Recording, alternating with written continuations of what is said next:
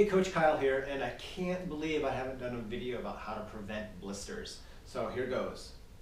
First off, blisters are an injury. They might only be a flesh wound, but they are still an injury. And if you have a blister significant enough that it changes your running technique, your running form, you might be best off to not run, do some cross training, and let that heal, because running when you have a blister bad enough that it is really bothering you to the point during a run that you're changing your running technique could cause a compensation injury where you are now loading a different part of your leg differently than it's ever been loaded before because you're trying not to hit that blister, and that could potentially cause a brand new injury. So just be mindful that if you have a significant blister, it's an injury and you need to potentially rest, cross-train to let that heal.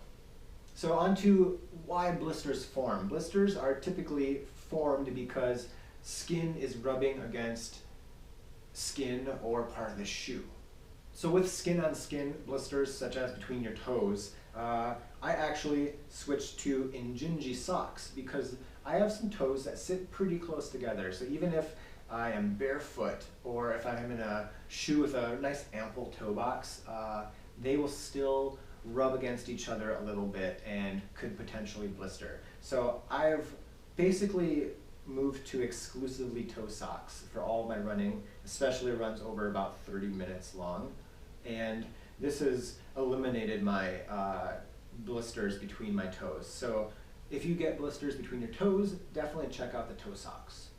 Other ways to prevent toe blisters are to make sure that your shoes are the proper size and fit for you.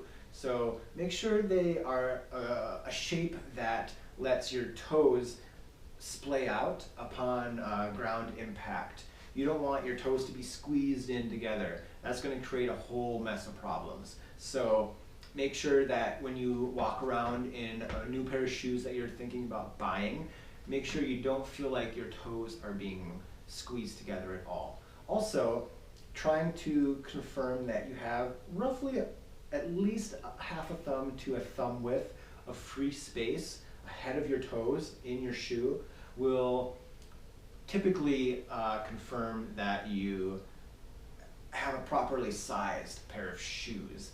And again, that will prevent your toes from being squeezed together too much. Blisters can also form on your feet when your foot moves around too much inside the shoe.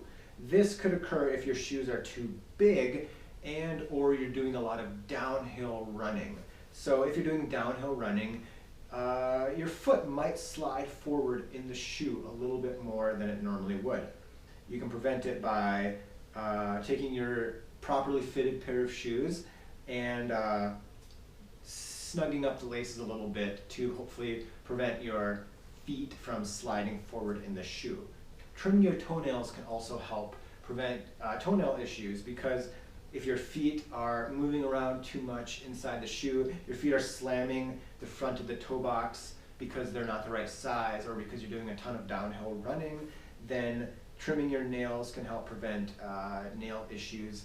Also, preventing your feet from moving around too much in the shoe can prevent these blisters from forming up front of the toes or basically anywhere that might rub against the inside of the shoe. Now, I said that having shoes that are too big can cause blisters, but having shoes that are too small can cause blisters.